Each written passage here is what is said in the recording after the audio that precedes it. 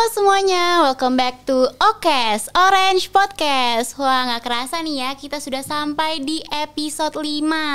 Nah, gimana nih teman-teman kabarnya yang lagi nonton? Semoga pada sehat aja dan baik-baik ya. Oke, by the way, perkenalkan nama aku Irna. Di sini sebagai host yang akan menemani kalian beberapa menit ke depan bersama narasumber-narasumber yang kece pastinya. Nah, sebelumnya kira-kira teman-teman tahu nggak sih topik apa yang bakal kita obrolin di OKES kali ini? Pastinya udah ada yang baca ya di judul dari video YouTube-nya, yaitu tentang KKN, Kuliah Kerja Nyata. Nah, topik ini bakalan seru banget karena sudah ada dua narasumber nih ya. Dua narasumber kita yang bakalan memberikan kita ilmu sekaligus berbagi pengalaman tentang KKN itu sendiri. Dan bagi teman-teman yang lagi kuliah, apalagi di semester 6, jangan di skip pokoknya karena ini bisa jadi bekal buat kalian ke depannya.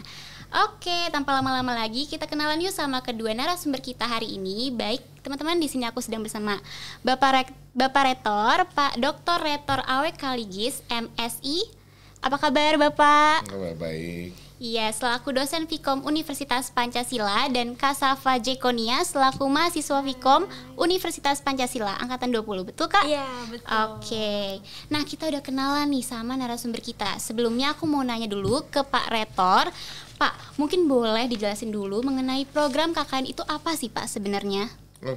Kalau KKN itu merupakan program pengabdian kepada masyarakat oleh mahasiswa yang selama beberapa semester sebelumnya memperoleh ilmu dari kampus, dari perguruan tinggi, dan dia diharapkan terjun ke masyarakat, menerapkan ilmunya, mengabdi kepada masyarakat, artinya terjun melihat permasalahan sehari-hari masyarakat dan mengatasi persoalan sosial kemasyarakatan yang mampu diatasi sesuai dengan bidang ilmunya itu.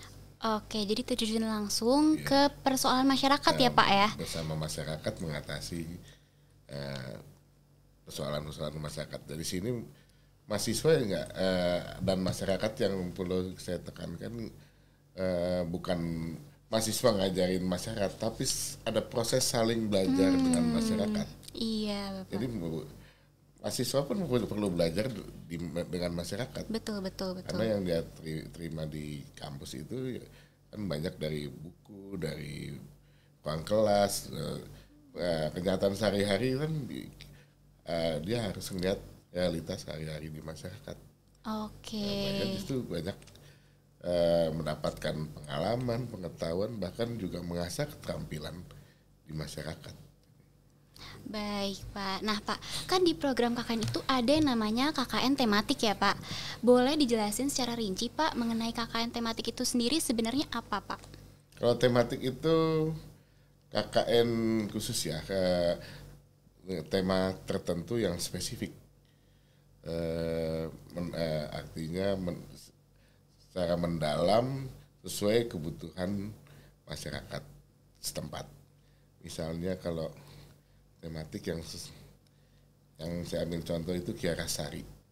Itu dari kalau nggak salah dari tahun 2001 akhir 2001 itu tentang mitigasi bencana, desa siaga bencana ya. Nah di situ emang daerah rawan bencana. Nah apa kontribusi mahasiswa Vkom UP di situ adalah misalnya mengembangkan praktek komunikasi kebencanaan. Satu contoh, ada lagi yang di Pangandaran. Pangandaran sadar sampah misalnya. Jadi itu kan juga tematik. Belum lagi di Tangerang, belum Ciseeng tentang digital, bisa digital. Nah itu contoh KKN tematik dengan sesuai dengan tema-tema. Dan itu karena untuk kedalaman lebih jauh, untuk mengatasi persoalan masyarakat lebih jauh itu jangka waktunya lebih panjang, bisa 3-6 bulan, pokoknya 1 semester itu. 3-6 bulan, kurang lebih 1 semester ya Pak ya? 1 semester lah. Oke, nah Pak, KKN tematik ini boleh nggak sih Pak kita ikuti atau ada syarat-syaratnya nih Pak, biar mahasiswa Vkom yang mau ikut KKN tematik bisa tahu nih Pak? Syarat-syaratnya tentu ada, jadi artinya di situ kita melakukan minimal semester 5 ya. Oh, minimal semester 5. Lalu juga ada wawancara pendaftar, wawancara itu kita seleksi pertanyaan secara umum dan juga secara lebih jauh tentang tema yang mau diangkat dari tematik itu. Jadi itu nggak lebih dalam. Kalau KKN biasa reguler itu paling sebulan kan. Kalau tematik itu hitungannya 20 SKS. Jadi nggak sembarangan. Jadi pertanggungjawabannya harus lebih jelas apa yang bisa diberikan kepada masyarakat. Nah itu selama 1 semester itu, dan juga jangan tiba-tiba udah tengah jalan langsung pulang, lanjut lagi kan tuh nama baik kampus juga dipertaruhkan di situ. Betul sekali. Nah itu jadi ada persyaratan tertentu, tapi manfaatnya mahasiswa dapat pengalaman lebih lama, lebih banyak akan tematik yang nggak diperoleh di kampus. Selain itu juga tentu ya 20 SKS itu kan satu semester dihitung satu semester itu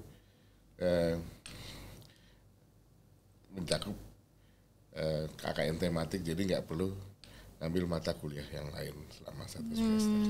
Oke, berarti itu udah dikonversi ya Pak ya? Udah dikonversi.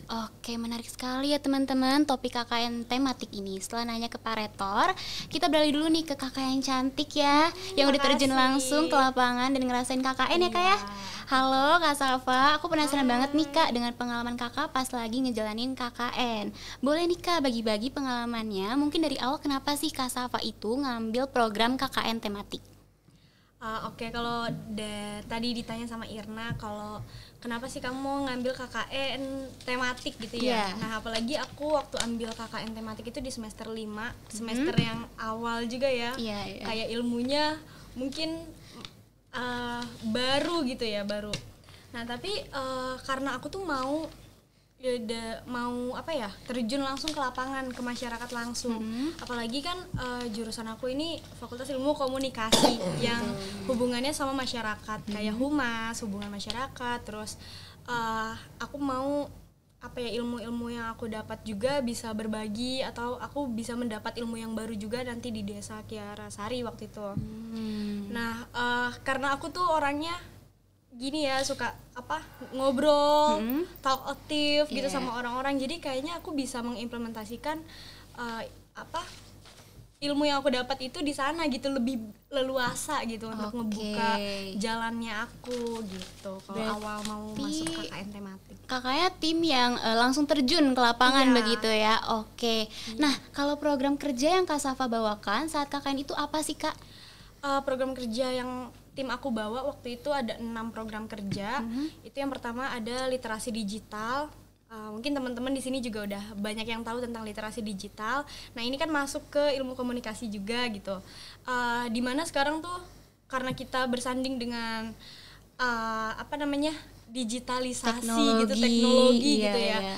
Jadi untuk kita berbagi atau sharing sama teman-teman di desa juga lebih enak aja gitu, nyambung juga, karena kan mereka di sana juga punya handphone gitu yang bisa ngedit video atau yang lagi kekinian gitu ya. Jadi belajar dan mengajar gitu ya. Iya gitu. Nah, malah aku banyak belajar juga dari teman-teman di sana, karena di sana itu punya perkumpulannya juga gitu. Oh, ada perkumpulannya. Jadi bukan kita, benar yang Pak Rektor bilang tadi, bukannya kita ngajar di sana, tapi ya kita malah yang dapat ilmu juga dari sana. Iya, jadi saling ya Kak ya. Nah, literasi digital udah ada, terus ada digitalisasi data. Digitalisasi data ini tentang data-data warga di sana. Jadi kalau dulu itu kan data-data kayak KK, luas tanah dan lain-lain, hal-hal yang privacy gitu. Itu cuma ada di kertas dan ada di kantor desa. Betul. Nah, gimana caranya sekarang dengan hadirnya tim KKN kita waktu itu supaya data-data yang penting itu bisa diinput di digitalisasi data, gitu ada di handphone, jadi mudah juga kan untuk kita cari-cari, akses. Benar. Nah, terus setelah digitalisasi data ada program pendampingan. Nah, ini juga program pendampingan ini menarik ya menurut aku, karena waktu itu program pendampingan ini kolaborasi antara tim KKN Fakultas Ilmu Komunikasi sama warga di sana. Kebetulan waktu itu aku ada di Kampung Cipendei, Desa Kiarasari. Nah, di sana juga Desa Kiarasari itu termasuk desa wisata. Nah, mungkin banyak orang yang nggak tahu kan. Desa Kiarasari itu di mana juga mungkin orang masih samar-samar gitu. Betul. Tapi ternyata Desa Kiarasari itu menjadi desa wisata gitu. Nah, waktu aku tim KKN datang ke sana, kebetulan dari Desa Kiarasari itu mengikuti lomba Dinas Kepariwisataan. Nah, jadi aku ikut berkolaborasi, bikin gimana nih caranya desa wisata bisa menang dan bisa dilihat luas oleh banyak orang gitu ya. Dan alhamdulillahnya Desa Kiarasari mendapat juara 3. Untuk ukuran desa wisata yang baru pertama kali. Keren banget ya teman-teman. Iya, jadi tingkat Dinas Pariwisata Kabupaten Bogor. Iya. Keren. Untuk melangkah mau ikut lomba aja itu udah luar biasa gitu ya. Luar biasa. Dan warga-warganya juga kompak karena mereka membuat suatu kelompok kerja gitu. Ada tim-timnya juga, ada pokjanya gitu lah. Iya. Dan ini juga jadi kebanggaan tim aku sendiri karena wah, ternyata baru pertama kali ikut berkolaborasi udah menang gitu ya. Alhamdulillah gitu. Alhamdulillah. Nah, itu di program pendampingan. Nah, terus ada program pendidikan. Program pendidikan ini untuk SMP, MTS sederajat sama SMA, MA sederajat gitu. Jadi program pendidikan seperti biasa gitu ya. Sharing-sharing. Terus yang terakhir itu yang tadi Pak Rektor bilang ada mitigasi bencana. Iya. Nah, ini juga program kerja bawaan. Jadi sebelum tim KKN aku masuk itu emang udah ada program ini gitu. Nah, tapi di KKN aku itu dirubah namanya jadi Destana, Desa Tangguh Bencana. Gitu. Ini skalanya luas. Kalau mitigasi bencana waktu itu kan di kampung aja ya, di kampung waktu itu di Kampung Pasir Pari. Nah, sekarang dibuat seluruh kampung di desa itu, jadinya Desa Tangguh Bencana. Jadi peran kita juga ilmu komunikasi, tim-tim dari Vkom membuat kelompok kerja Destana itu. Nah, ini juga unik ya karena basic kita kan ilmu komunikasi, nggak pernah belajar tuh di kampus Pak. Kalau soal kebencanaan kayak gitu ya, betul. Jauh gitu ya. Tapi ini juga menjadi tantangan buat tim aku sih, karena dari sini kita belajar. Oh iya ya, sekarang tuh emang sih kita Vkom emang nggak belajar bencana kayak gitu, tapi kita kan belajar komunikasiinnya. Betul gitu. Teman-teman. Sampai terbentuknya kelompok kerja Destana dari seluruh tokoh-tokoh penting di desa itu. Gitu. Jadi tetap aja ada kaitannya ya Kak? Iya, ada kaitannya. Sampai waktu itu dari tim KKN sama tim dari kelompok kerja Destana itu ikut pelatihan di Subang. Subang. Iya, sampai niat itu memang ya, warga-warga antusias juga ikut pelatihan di Subang tentang kebencanaan. Dan karena kan emang Desa Kiarasari itu titik merah karena kan dia memang di gunung ya. Jadi ini penting juga, dan peran kita sebagai tim KKN di Vkom ini untuk merealisasikan gitu segala harapan-harapan warga di sana juga ya. Pastinya ya Kak, berarti itu butuh kekompakan banget ya Kak ya? Iya, betul. Oke, nah pengalaman yang Kak Safa dapat nih sekarang selama menjalani program KKN itu apa aja sih Kak? Ada yang lucu-lucu atau ada yang unik-unik nggak sih Kak? Banyak ya kalau pengalaman, kayak seru karena kan 3-4 bulan tinggal bareng-bareng sama temen-temen, sama tim, terus tinggalnya sama warga di sana gitu ya, mengikuti keseharian mereka. Banyak serunya karena ngikutin kegiatan-kegiatan warga di sana, kayak bahasanya tuh kalau mukul-mukul padi itu iya kayak gitu-gitu kita ikut gitu. Terus apalagi ya, kalau hal-hal lucu itu udah pasti ada, kayak karena gunung ya di sana, jadi mistis-mistis juga suka ada ya, cerita-cerita anak-anak cerita-cerita kuliah malam lah, gitu ya biar seru aja sih sebenarnya. Terus yang paling berkesan sih karena kalau warga desa Kiarasari itu bilang Tuhan itu menciptakan desa Kiarasari dalam keadaan tersenyum katanya. Wow. Jadi pemandangannya emang merinding nih Kak aku dengernya. Iya benar. Iya. Pemandangannya memang indah-indah gitu. Jadi kita sambil KKN sambil healing gitu. Iya, Seru iya. aja. Seru ya. Iya, kayak gitu. Oke, seru banget ya berarti pengalaman Kak Safa selama KKN. Dapat ilmu baru, pengalaman baru, sama membagikan hal yang bermanfaat juga ke masyarakat ya berarti. Tapi nggak kerasa nih Kak, kita udah berakhir sesi OKES kali ini ya Bapak juga. Iya. Aku juga dapat informasi yang gak kalah penting dari Pak Rektor yang sudah menjelaskan mengenai KKN, khususnya KKN tematik.